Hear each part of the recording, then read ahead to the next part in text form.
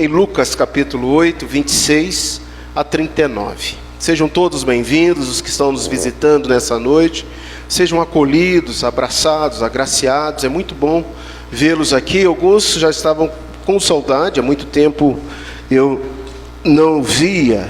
Depois eu vou dar um abraço, como por exemplo no Dequinha. Ô Dequinha, bênção por te ver, viu? Vamos ficar em pé e vamos fazer a leitura responsiva do nosso texto, Lucas 8, hoje do versículo 26 ao versículo 39, é o nosso texto de exposição nessa noite. Lucas 26, 39, vocês vão me ajudar lendo os versículos ímpares. Então rumaram para a terra dos Gerazenos, fronteira da Galileia.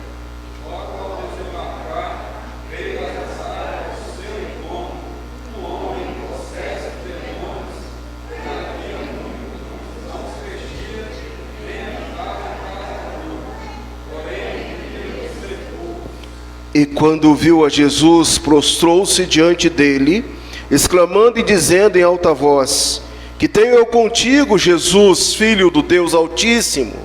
Rogo-te que não me atormentes.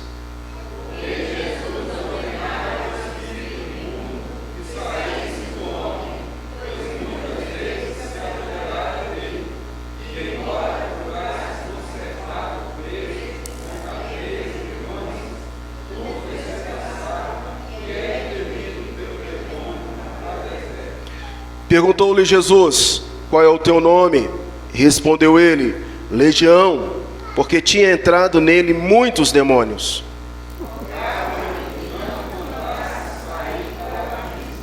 Ora, andava ali, pastando no monte, uma grande manada de porcos. Rogaram-lhes que lhe permitisse entrar naqueles porcos, e Jesus o permitiu.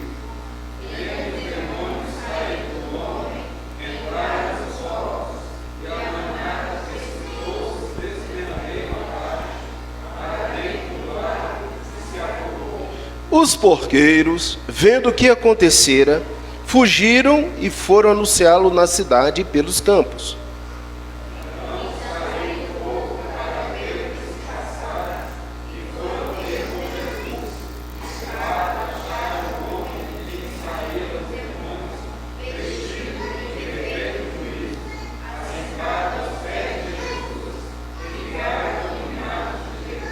E algumas pessoas que tinham presenciado os fatos, contaram-lhes também como fora salvo o endemoniado.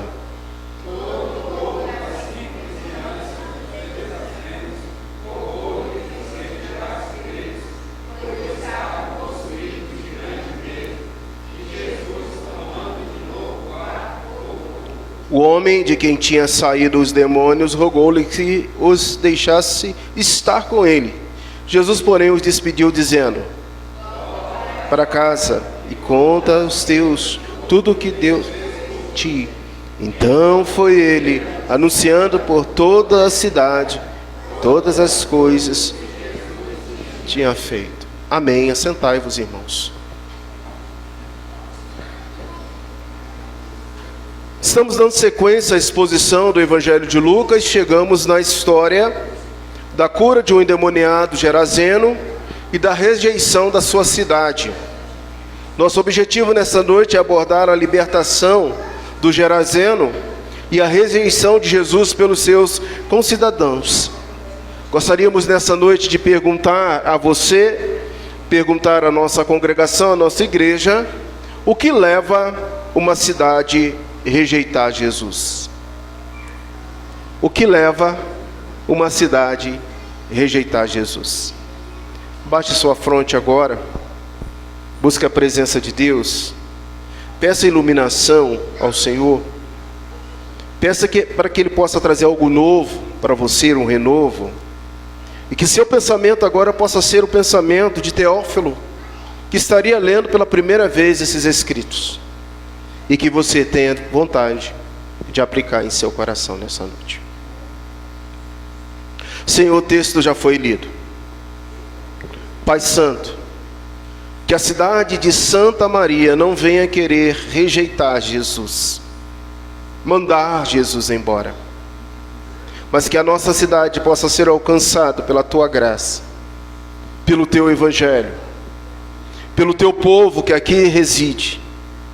Ensina-nos, ó Deus, com este texto.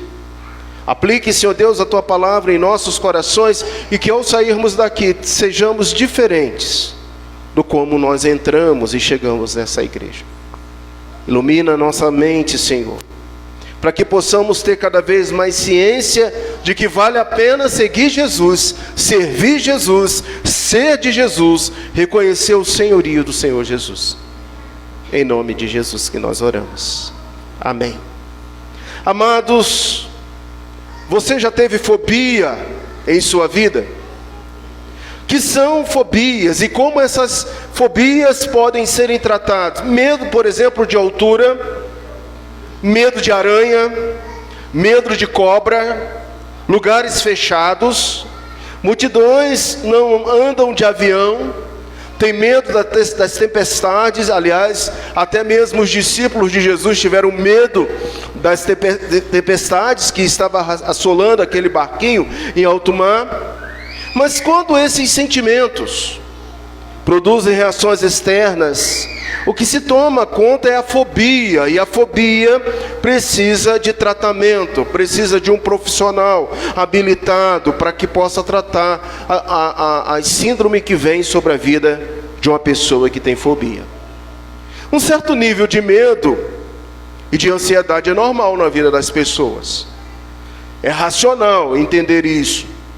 Mas como funciona esse nível aceitável de medo e de ansiedade? Serve para proteção, para precaver, para preparar, para planejar algumas atividades. Então, de fato, um pouco de medo e um pouco de ansiedade é normal na vida dos seres humanos. Porém, fobias são diferentes. As fobias atacam as pessoas. São transtornos que vão levar e que vão atingir a qualidade de vida dessas pessoas. Qualidades no modo interrelacional, qualidades sociais e qualidades até mesmo profissional. Geralmente, a fobia deve ser medida pelo nível de ansiedade mental, física e também, quero dizer, à luz desse texto, espiritual. Olha para esse texto. O que está acontecendo nesse texto aqui? O endemoniado, ele é liberto através do contato com Jesus. E Jesus, ao mesmo tempo, é rejeitado por aquele que havia libertado, curado um possesso gerazeno. Mas antes da gente mergulhar nesses versículos, eu gostaria de trazer à nossa mente o que nós estudamos no contexto anterior, que é do versículo 25 ao versículo 22 ao versículo 25, dê uma focada aí, para que você possa refrescar a sua mente. E no domingo passado, nós trabalhamos a seguinte pergunta: por que alguns cristãos utilizam pouco a fé? Estudamos no domingo passado da necessidade de você exercitar a sua fé. Então deixa eu conversar com você. Quantos exercitaram a fé essa semana? Você exercitou a sua fé em Cristo Jesus, pautado na palavra do Senhor Jesus, lembrando daquela pergunta que Jesus fizera: porque vocês são homens de pequena fé. Nós vimos no domingo passado, as pessoas utilizam, os cristãos utilizam um pouco a fé, porque em primeiro lugar não sabem, desconhecem a natureza da fé. É preciso responder essa pergunta de forma consciente e talvez até mesmo questionando a sua vida como eleito do Senhor. O eleito do Senhor usa a graça de modo total ou de modo parcial? Você usa a fé de modo total ou de modo parcial? Como, pastor, me dê um exemplo de modo parcial. Não, eu vou tomar o remédio porque o remédio é que vai me curar. A pessoa confia no poder do remédio antes de elevar a fé no Senhor Jesus, que deu inteligência ao médico, que deu inteligência ao químico, para fazer aquele remédio, para que você pudesse tratar. Que tal então você puder exercer a fé total? Senhor, eu tomo esse remédio, mas eu confio que o Senhor é todo poderoso e pode me curar. Minha saúde pode ser restaurada. Você usa a fé parcial ou total? Segundo lugar, por que as pessoas utilizam pouco a fé? Porque são tímidos. E de modo enfaticamente, no domingo passado, eu falei 4 ou 3 vezes essa palavra: tímido, tímido, tímido. Não é questão de personalidade, não é questão de jeito de ser ou de viver, mas retraído. O tímido é aquele que tem a sua personalidade não extrovertida, mas a timidez descrita aqui é aquela timidez de Apocalipse 21, 28. Não entrarão no reino dos céus. São os covardes. Conta aos covardes. Timidez de não falar a palavra de Deus, timidez de não exercitar a fé, timidez de não ser alguém capaz, habilitado pelo Espírito Santo e pelo Senhor a executar a fé e a dizer: vento, acalma-te. Mar, volta ao normal. A dizer para você qual a tempestade que você está vivendo nesse momento, e tranquilizar-se no Senhor, como nós lemos no Salmo de número 4: deito e logo pego no sono, porque o Senhor me sustém. Assunto abordado no domingo passado. Hoje nós vamos, irmãos, trabalhar o nosso resumo. E se você entender o resumo agora, a fé é operada pelo ministério da palavra, pelos sacramentos e oração. Quando nós olhamos para esse texto aqui, nós vamos ver que a fé que vai estar presente ali naquele momento, ela vai ser demonstrada pelo ministério da palavra de Jesus, o verbo encarnado, o Logos presente, o Logos humano, tendo empatia de uma pessoa que estava escravizada há alguns anos por muitos demônios, pela palavra e pelo poder do Senhor. Mas também, quando nós estudamos a respeito da operação da fé, nós não podemos dizer e esquecer dos sacramentos. Daqui a pouco nós vamos participar de um sacramento, que é a ceia do Senhor. Mas possivelmente aquele Gerazeno liberto, curado pelo Senhor Jesus, passou-se também pelo batismo, que é um sacramento. E principalmente a oração. Então, meus irmãos, esse é o nosso resumo nessa noite. A sua fé, a nossa fé, ela é operada a partir da revelação especial, somente as Escrituras, que é a regra de fé e prática, que tem as respostas para todas as nossas perguntas, através do batismo, através da ceia do Senhor, através das orações estimulantes, são elementos revivificantes da fé operosa. Veja, meus irmãos, do versículo 26 ao versículo 39, o que vai acontecer aqui na terra dos Gerazenos. Vemos o espírito serviçal em contraste com a insensibilidade de uma comunidade. Se por um lado nós temos a intencionalidade de Jesus de fazer missões a um homem escravizado e dominado, por outro lado uma massa, uma sociedade, uma cidade inteira roga para que Jesus fosse embora daquela cidade. Insensibilidade. Esse texto é repetido em Mateus 8, 28 a 34, Marcos 5, de 1 a 20. A conexão entre o parágrafo anterior e esse provavelmente está na ordem cronológica. Os dois fatos realmente seguiram um ao outro em sequência, com uma ideia implícita. Depois da zona de conforto, o barquinho estava seguro. Meu barquinho a vagar, tranquilamente. Jesus diz: vamos descer. Vamos sair da nossa zona de conforto. Provavelmente ali os discípulos de Jesus, após a tempestade, após o medo ter passado, eles ficariam ali por muitos e muitos tempos dentro daquele barquinho, dentro daquele lago, ouvindo as histórias de Jesus, aprendendo o discipulado com Jesus. Mas Jesus diz assim: pronto, acabou, agora acabou a nossa zona de conforto, nós vamos para a terra, vamos atravessar.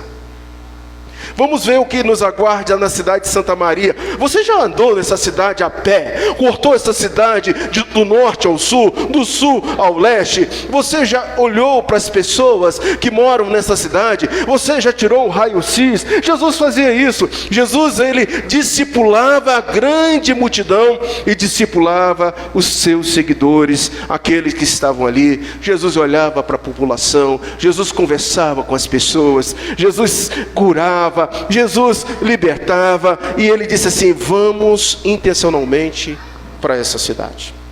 Vamos lá para ver como é que está esse povo. A temática é aguda, em contraste com o lado da furiosa tempestade, os discípulos histéricos com medo de morrer. Agora, do versículo 26 ao versículo 39, por outro lado, o relato de Jesus agora é revestido de uma majestosa calma, com que se faz evidente a luz de suas palavras e os atos. Jesus já estava bem preparado para esse embate, para essa guerra no mundo espiritual. Queridos, leia o versículo 26. Então, rumaram para a terra dos Gerazenos, fronteira da Galileia. O grupo era formado por Jesus, os 12. Eles haviam navegado de um lado para o outro no lago, agora chegaram a essa terra. E de conformidade com a leitura do original, a região onde eles desembarcaram era a terra dos Gerazenos. Não obstante, Mateus 8:28, com a mesma forma chama Gadarenos.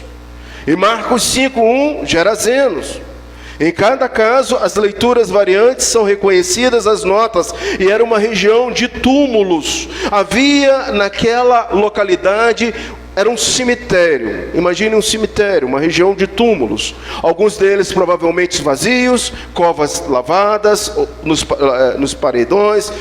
Ali ficavam essas covas que se erguiam desde a orla oriental do lago, e o território estava localizado na fronteira da Galileia. Uma colina muito íngreme, caiada quase verticalmente até a própria orla da água. Era uma região de mortos. Essa cidade era um local onde se depositavam os mortos. O verso 27 até o 29. Quando você olha esse contexto do 27 ao 29, você vai ver o confronto de Jesus com esse homem que ocorreu próximo à praia. Logo ao desembarcar, veio da cidade ao seu encontro um homem possesso de demônios, que havia muito não se vestia, nem habitava em casa alguma, porém vivia no sepulcro. O confronto se dá aí. No exato momento em que o mestre desce do barco, veja, aquele homem que era nativo daquela localidade, ele tinha uma vida diferente dessa que estava vivendo. Parece que a gente traz à nossa mente que a vida desse homem sempre tinha sido assim, dominada pelos demônios, mas não, esse homem tinha uma vida anterior, tinha casa, tinha família, se vestia direito, mas por muito tempo agora, esse homem estava escravizado, vivendo dessa forma. Agora a sua situação era outra, como diz Marcos 5b, 15, provavelmente não usa nenhuma roupa, e conforme Lucas 8:39, deixou a sua casa para morar nos sepulcros. 8:27, os demônios estavam de posse dele, e era feroz, ninguém segurava esse homem. E como revela os seus fortes gritos, completamente miserável, seus concidadãos os considerava um louco, um maluco, um perturbador da paz, alguém ignorado pela sociedade. Deixa eu falar algo para você. Da última vez que você vê uma pessoa nessa situação, talvez semi-nu, andando para baixo, para cima, ou talvez falando sozinho, num estado alternado, conversando, ouvindo vozes, falando sozinho. Não ignore essa pessoa. Ore por essa pessoa. Baixe a sua cabeça. Peça, Senhor Jesus, cure essa pessoa. Eu estava pastoreando a igreja presbiteriana do Lago Azul. E lá no Lago Azul havia uma pessoa assim. E era uma jovem senhora. E essa jovem senhora, ela andava seminua lá pelo bairro. Todo mundo conhecia aquela pessoa. E um dia ela entrou na igreja presbiteriana que eu pastoreei lá no Lago Azul. Era um culto como esse. E ela entrou pela igreja. E ela ali rodou a igreja e pegou um copo de água, levou um copo de água. E naquele momento nós falamos: irmãos, vamos orar por essa pessoa. Nós não sabemos a vida, como está essa pessoa, para onde essa pessoa foi. E nós botamos a igreja de joelhos. Eu parei o culto, nós nos joelhamos e pedimos ao Senhor que libertasse aquela pessoa. Irmãos, alguns dias depois a gente soube notícia que aquela senhora tinha sido acolhida pela igreja batista dali da localidade, tinha levado essa pessoa para um tratamento e ela estava boa, curada, louvando ao Senhor.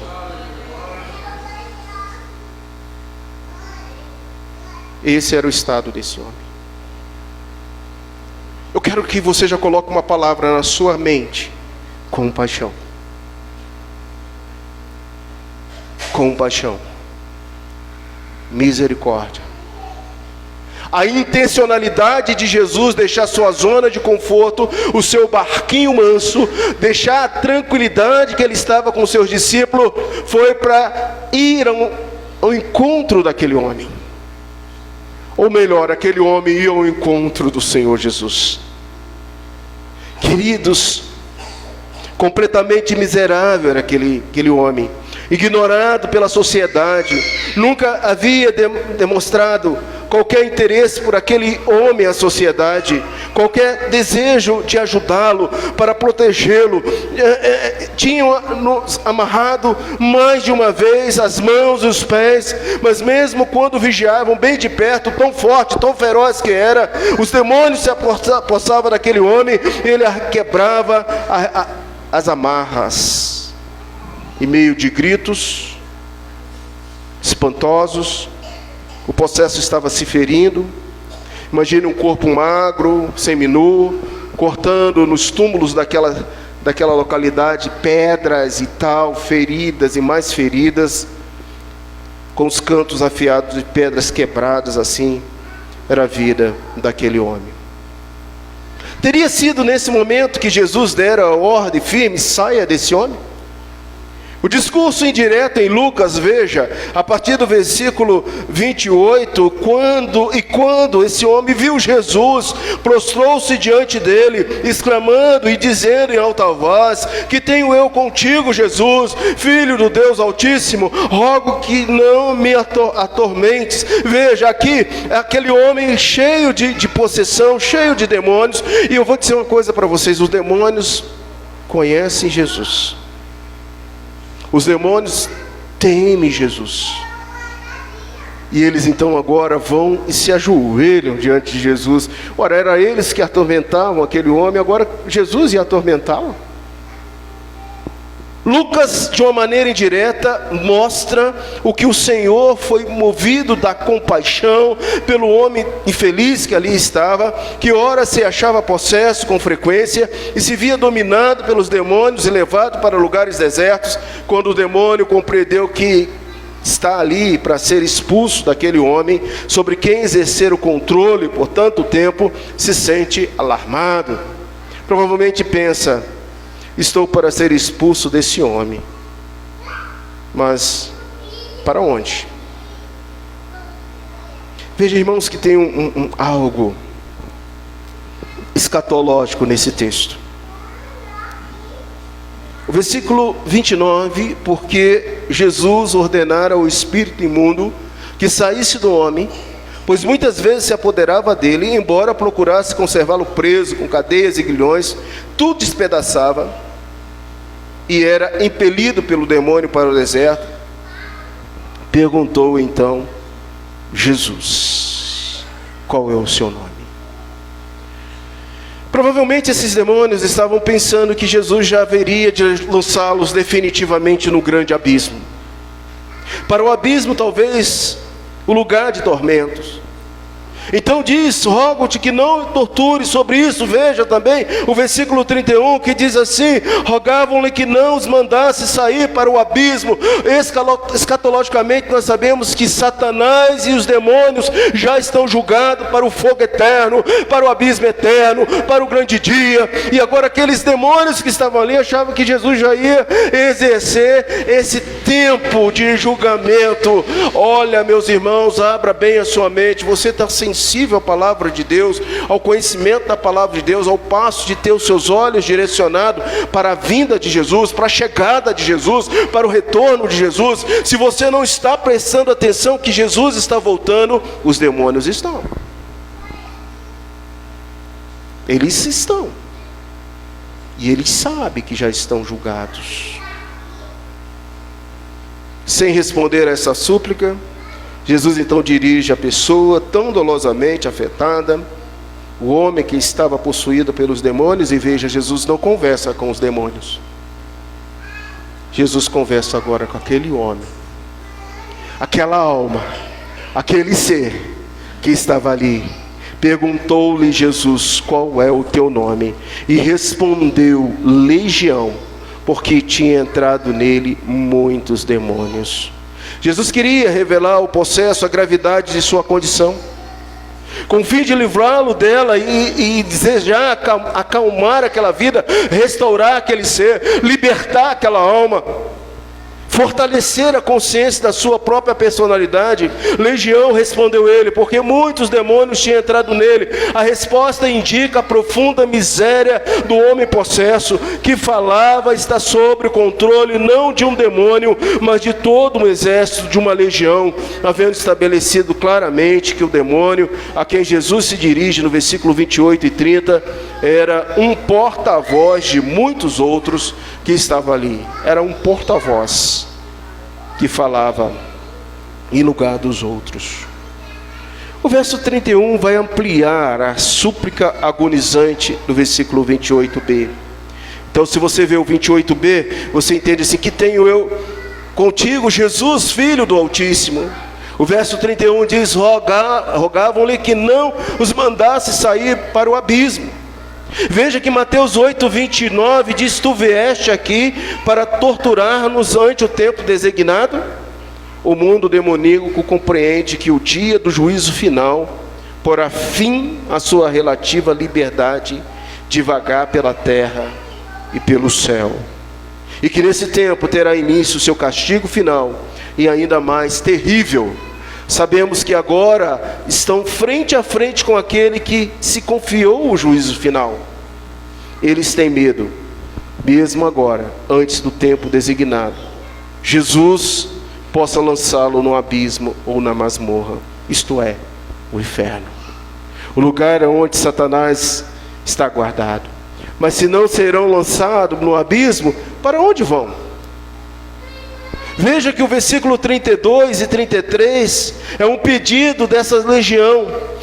Os demônios então observam ali uma grande manada de porcos, pede que eles pudessem entrar naqueles porcos, e Jesus permitiu, e tendo os demônios saído do homem, entraram nos porcos, e a manada precipitou despenhadeiro abaixo, para dentro do lago, e afogou. Eu vou falar pouco desses dois versículos agora, mas no final eu volto um link. Circule esses dois versículos, que ele é muito importante dentro desse contexto. No final você vai ver aí. Cerca de 2.000 deles estavam a comer. Então os demônios pediram permissão para entrar nesses porcos. O ponto de não dever escapar, a saber, sem a permissão, os demônios não teriam sido capazes de concretizar o seu projeto. O evangelista Lucas quer imprimir para nós, os leitores, para Teófilo, o fato de que tudo, até mesmo o reino dos demônios, está completamente debaixo do controle de Cristo. Amém, meus irmãos? Quem é que controla o Brasil? O Senhor. Quem é que controla as nossas lutas? O Senhor. Quem é que tem soberania sobre tudo? O Senhor. O Senhor tem soberania até mesmo no mundo das trevas. E a gente vê esse fato aqui nesse texto. Verso 34 a 36, os homens que estiveram apacentando aqueles porcos teriam presenciado o encontro entre Jesus e o endemoniado. Também teriam observado esse homem que se livrara do seu estágio de loucura, e era como se houvesse transferido essa condição selvagem para os porcos, com resultado toda a manada havia precipitado nas águas. Lucas vai escrever as pessoas correndo para ver o que havia sucedido. Você imagine aquela cena, muitos porquinhos pulando para dentro do despenhadeiro. O poder e a majestade do Senhor Jesus, que havia provocado tudo isso, causaram espanto no povo. Reação essa que não foi em nada amenizada, quando ali mesmo, o próprio lugar onde tudo havia ocorrido, foram relatados os detalhes da história, como o possesso fora curado, como aquele que estava preso em cadeias, estava no cemitério sofrendo todas as agruras, agora estava curado. O texto diz no versículo 35, que o povo, ao ver que passara, foram ter com Jesus. Veja, de fato acharam um homem de quem saíram os demônios, grife aí, vestido, em perfeito juízo, assentado aos pés de Jesus, e ficaram dominados de terror. Nosso assunto nessa noite para respirar é cura de um possesso gerazeno e rejeição da sua cidade. A pergunta reflexiva para todos nós hoje é o que leva uma cidade a rejeitar Jesus. Eu creio que você já viu alguns pontos dentro desse texto. E aí está um bem claro para nós. Ficaram dominados de terror. Algumas pessoas que tinham presenciado os fatos contaram também como foram endemoniados. E veja, está aterrorizado, é ter sentido aqui que a ação e um poder sobre o qual eles não tinham controle. Aquele que estava ali era poderoso não só para curar, libertar, mas provocar uma revolução naquela localidade, naquela cidade. O que vai acontecer agora conosco, o que vai acontecer com a sociedade, qualquer que tenha sido a causa do temor em aproximar de Jesus, não era o tipo do temor descrito antes no versículo 25. Esse temor era, pelo menos em certa medida, uma profunda reverência que havia produzido a pergunta: quem é este? Quem é este? Ao contrário, o temor da provocação. Provavelmente o pagão em sua maioria, segundo havia descrito, era um supersticioso, um mágico, um poderoso. Era definitivamente alguém que estaria ali para escravizá-los. Portanto, pediram a Jesus que os deixasse. Olha, irmãos, veja o versículo 37. Os gerazenos rogou-lhes que se retirasse deles. O que isso vem à sua mente? O que isso vem ao seu coração? Quantas e quantas vezes as pessoas estão pedindo: Senhor Jesus, eu não preciso de Ti. Vai embora, Jesus. Senhor Jesus, não há espaço para o Senhor. Mas, meus irmãos, o objetivo de Jesus ali não era pregar naquela cidade. Mas o objetivo de Jesus, a intencionalidade de Jesus, era curar um homem. Era curar uma pessoa que estava escravizada há muito tempo. Sabe por quê? Você vai ver daqui para baixo, do versículo 38 ao versículo 39, você vê agora a missão daquele homem. Leia: o homem que tinha saído os demônios, rogou que lhe deixasse estar com ele. Jesus, eu quero ser um seu discípulo, eu quero ir embora dessa cidade, eu não gosto dessa terra, essa terra ninguém me ama, essa terra ninguém me respeita, essa terra sempre me viu como um louco, eu vou com o Senhor. E o Senhor Jesus disse para ele, Jesus, porém, o despediu dizendo: não, volta para casa. Ele tinha casa, ele tinha esposa, ele tinha família, provavelmente tinha filhos. Mas aonde estava sua família nesse período em que ele estava dominado pelo mal? Volta para casa. Conta aos teus. Eu quero que você leia esse texto devagarzinho. Não escuta só não. Leia esse texto aí. O que você entende? Porque a raiz de missiologia, de missões, está nesse versículo. Meu irmão, o que adianta eu ganhar essa cidade toda para Jesus, se eu não evangelizo a minha casa, se eu não volto para a minha casa, se eu não conto aos meus a respeito de Jesus, do poder de curador de Jesus, libertador de Jesus? Ele disse assim: não, você quer ser o meu discípulo, mas você vai ser o meu discípulo na tua casa. Olha para o teu lar, olha para a tua família, olha para a tua casa, volte para a tua casa, conta aos teus tudo que Deus fez por ti. Quinta-feira a gente começa a nossa nova turma de discipulado. E nós vamos começar estudando justamente isso na quinta-feira. Como eu testemunho, como eu apresento a minha história de fé.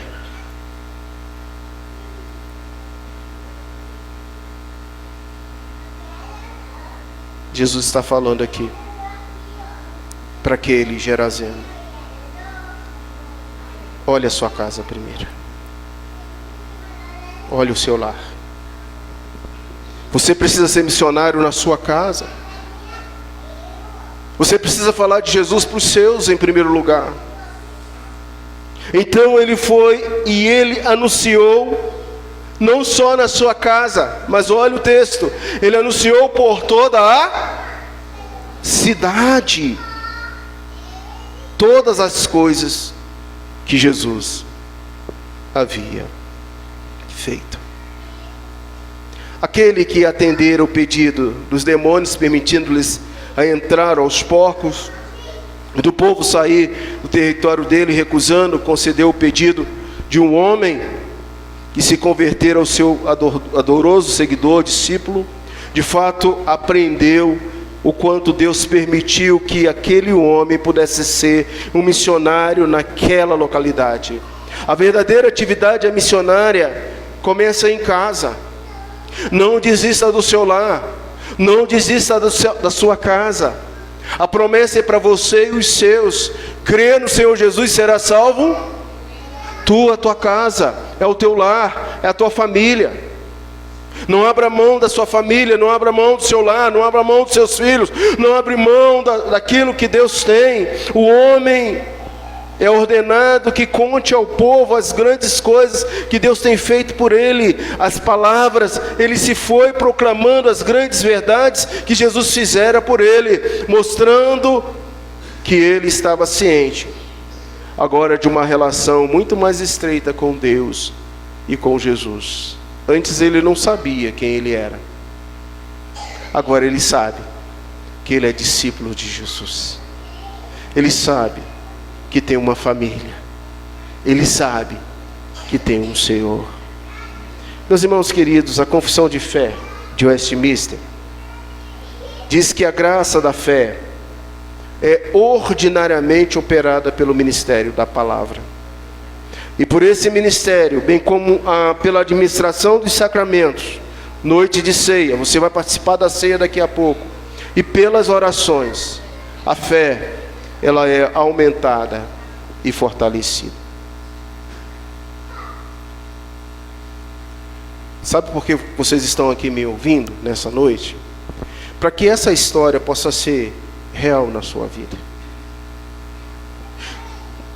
Tira a abstração desse texto, dessa história, da libertação desse Gerazeno, e coloque no seu coração, na sua mente. Eu imagino que quando Teófilo pegou esse texto, escrito pelo médico Lucas estava, talvez ele colocasse algumas notas dizendo assim: preste atenção, Teófilo, porque a sua fé, ela vai ser desenvolvida cada vez mais na palavra de Jesus, nos ensinamentos de Jesus. Esse Jesus que foi capaz de libertar um endemoniado Gerazeno, ele é capaz de fortalecer a sua fé, ele é capaz de operar na sua vida, ele é capaz de cada vez mais fazer você ter fé, convicção no Senhor. Romanos 10, 14, 17 diz: como porém invocarão aqueles que não creram, como crerão aqueles que nada ouviram, e como virão se não há quem pregue? E se assim a fé vem pela pregação, é a pregação pela palavra de Cristo. Tome posse, aumente sua fé, seja uma bênção, replique isso na sua casa, na sua família, no seu dia a dia, nos anos de vida que o Senhor está te dando. Creia em Jesus, olha, é pela fé. Então pregue, anuncie as boas novas do reino. 1 Pedro 2,2 diz que nós devemos desejar ardentemente, como crianças recém-nascidas, o genuíno leite espiritual, para que por ele vos seja dado crescimento para a salvação. Você está convidado a voltar ao primeiro amor. Volte ao primeiro amor. Nós, pastores, nós temos sempre que falar sobre isso. Volte ao primeiro amor. Põe alegria no seu coração. Lembre de onde o Senhor te tirou. Lembre como Ele mudou a sua vida. Aqueça o seu coração, fortaleça a sua fé. Seja você alguém alegre, com um brilho nos olhos. Porque, Daniel, com o passar do tempo, nós vamos nos acostumando com a mecânica da igreja, com a mecânica da pregação, com a mecânica do culto, e vamos nos engessando, e vamos nos paralisando, e vamos nos petrificando, e já não temos empatia, já não temos compaixão, já vemos as pessoas bêbadas, embriagadas, caídas, presas, subjugadas na sarjeta, e não oramos, e não evangelizamos, e não falamos de Jesus, e não testemunhamos, e olha, ensine a sua criança, vale para aquela pessoa que está presa, porque quem liberta é Jesus, quem salva é Jesus. A palavra do Senhor tem poder para curar e transformar. Mateus 28, 19 diz: indo, portanto, fazei discípulos de todas as nações, batizando em nome do Pai, do Filho e do Espírito Santo. De um dominado, possesso, endemoniado, a um seguidor de Jesus, a um missionário de Jesus, a um discípulo de Jesus. Eu quero concluir, meus irmãos, essa reflexão, e quero voltar a essa pergunta em foco. O que leva uma cidade a rejeitar Jesus? Se você quer particularizar mais essa pergunta, você pode dizer assim: o que leva uma pessoa a rejeitar Jesus? No nosso texto foi toda uma cidade, uma vila. A resposta é a mudança de foco. Eu penso que a forma material de enxergar as coisas ofusca a vida espiritual, a forma espiritual. Veja que para aqueles que estavam ali naquela cidade, que era da mesma origem dos Gerazenos, que morava entre os túmulos, era uma cidade de tristeza, de morte, era feia, era túmulos. O que era mais importante para aquelas pessoas? O comércio. O comércio. E era o comércio de porcos. Os porcos tinham mais valor do que a alma humana, a vida humana. O foco era o comércio, era o dinheiro, era o bem material. E muitas vezes a igreja, e muitas vezes eu estou olhando os bens materiais, e os bens materiais vão me sucumbindo, os bens materiais vão me matando, os bens materiais vão se tornando deuses, os bens materiais tiram o foco espiritual.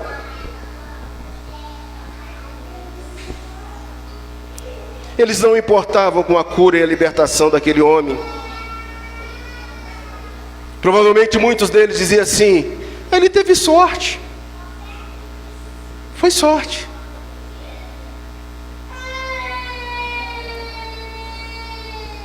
Mas os porcos que causavam grande prejuízo aos seus donos, aos empresários, fizeram aqueles empresários mandar Jesus embora. Jesus, não fique aqui, vai embora. O pesar inicial pela perda daqueles animais teve mais valor para eles do que o homem liberto e curado. A rejeição mostra que os demônios valiam mais do que a alma daquela vida que estava ali. Então Jesus trouxe prejuízo. Ele tinha que ir embora. Segundo aspecto, o egoísmo descrito por aquela cidade era total. Eles eram ignorantes no sentido literal da palavra e também na prática, porque ignoravam aquele pobre homem. Nunca haviam tido sentimento de misericórdia, de compaixão, de preocupação, de tratamento por aquele que estava há muito tempo se cortando, ferindo, sendo possesso por uma legião de demônios. Eles não estavam nem aí, porque os valores materiais estavam em primeiro lugar do que os valores humanos. Eram egoístas. Assim somente Jesus poderia causar uma grande preocupação e por tabela rejeição naquela vila, porque a fé é operada pelo ministério da palavra, e Jesus era a palavra encarnada, era o Logos, e com autoridade os demônios atendiam e reconheciam a posição de Jesus. Listen, por favor, ouçam, por favor. Os demônios atendiam e reconheciam a autoridade de Jesus, porém a cidade não reconhecia e nem queria a autoridade de Jesus. Isso é preocupante. Será que nós, como povo de Deus, já reconhecemos a autoridade de Jesus? A posição de Jesus? Eu quero terminar a nossa mensagem nessa noite, irmãos, aplicando. Primeiro, o que mais essa passagem nos ensina? A intencionalidade de Jesus em libertar aquele Gerazeno. Jesus mostra para todos a profunda bondade, e isso não só aquele homem, mas a toda a comunidade, de que de forma vergonhosa havia rejeitado o homem que estava jogado fora. Não rejeite ninguém. Da próxima vez, se você vê alguém, ponha no bolso daquela pessoa embriagada um folheto, diga de Jesus, fale de Jesus, ore por ela, insista, tenha compaixão. Você não é melhor do que aquela pessoa que está lá. Você só tem o sangue de Jesus, a misericórdia de Jesus. A igreja está insensível, irmãos. Nós estamos insensíveis. Volte os seus olhos para Jesus. O homem foi curado, fez mais do que isso. Lucas diz que ele virou um missionário, um pregador da palavra de Deus, um discípulo de Jesus. Ele pegou assim: eu sei o que era antes, como era a minha vida antes, agora eu sei o que Jesus fez por mim, e sei para onde eu vou, porque eu sou servo dele agora, do Jesus, Salvador da minha alma, o teu Jesus.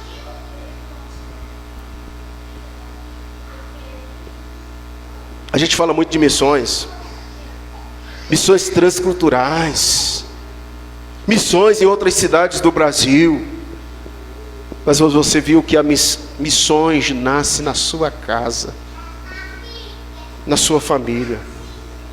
Eu tenho certeza que domingo que vem não vai ter espaço nesses bancos dessa igreja, porque você vai trazer os seus da sua casa, não vai deixar ninguém para trás, vai pegar pela mão, vai insistir, vai colocar no carro, porque se você não for um missionário na sua casa, você não pode ser missionário em Santa Maria. Não pode. Acabou, pastor? Não. Ainda tem mais coisas. Penso que a intencionalidade de Jesus foi por 3 motivos. Primeiro, mostrar quem é que está no controle. Quem é que está no controle? É o Lula? É o Bolsonaro? É Jesus? É o Senhor? Não os demônios. Nem os demônios estão no controle de nada. É Ele quem expulsa os demônios dos corações humanos, a fim de que a verdade do Evangelho entre nele. Quais são os demônios do seu coração que está impedindo o Evangelho de entrar aí agora? Meus irmãos, vocês são discípulos de Jesus há muito tempo. O que vocês escutam aqui, vocês têm que fazer amanhã, hoje ainda. Não há funcionalidade nenhuma de um pastor pregar sermões e mais sermões se você não muda a sua vida. Era por isso que Jesus pregava para as multidões e para os discípulos pessoalmente.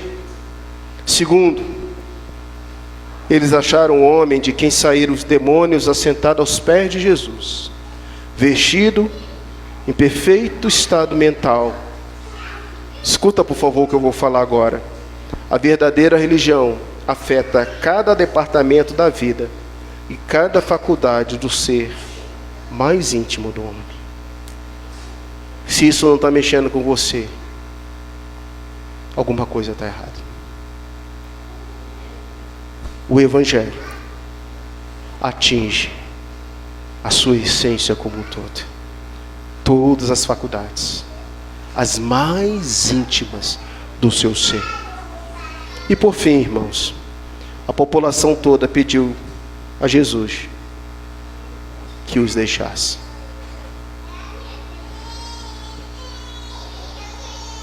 Eu vi o reverendo Augusto trazendo uma mensagem para nós brasileiros, falando assim: Deus está disciplinando a igreja no Brasil. Quando a gente tira o trono do Senhor e entronizamos outros motivos, outras causas, a ira de Deus se acende. A população toda pediu a Jesus que fossem embora, que os deixasse. Cuidado com esse pedido. Sabe por quê? Porque Jesus foi embora. Você viu Jesus insistindo ali? Não, ele entrou no barco e foi embora. Jesus foi embora. Como ficou aquela cidade? Vamos orar? Fique em pé, por favor. Quem sabe essa cidade já é a sua família. Quem sabe Jesus precisa voltar para a sua casa agora. Precisa fazer uma bênção lá. Precisa fazer uma morada lá. Um milagre, uma cura. Peça a Ele: Jesus, não vá embora. Ceia comigo, Jesus. Entre na minha casa, eis que estou à porta e bato. Abra o teu coração para Jesus. Senhor Deus, aqui estamos. Preste a participar da ceia nesse momento. Senhor, aquela cidade pediu que o Senhor retirasse. Não retire de nós, Senhor. Esteja presente, Pai. Nós queremos te adorar, sentar aos teus pés, te adorar, porque o Senhor restaura todas as nossas faculdades. O Senhor restaura todas as nossas dores, da alma, da mente, do físico. Ó Pai, obrigado por essa história. Porque a fé, ela é operada pela palavra. Porque a fé é operada pelo sacramento do batismo e da Santa Ceia. Ó Deus, muitos não vão poder tomar a ceia nesse momento, alguns, mas ó Deus, que no próximo domingo, essa pessoa possa tomar, Senhor, a ceia do Senhor, dizer: ó Pai, me lava, ó Pai, em Ti eu me humilho, ó Pai, em Ti eu refaço a minha vida, eu quero ser como esse Geraseno, transformado, liberto por Ti. Ó Pai, a Tua igreja precisa orar mais. A fé, ela é robustecida através das orações. Nós te agradecemos por essa linda igreja nessa noite. Prepara-nos agora para a ceia, em nome de Jesus. Amém.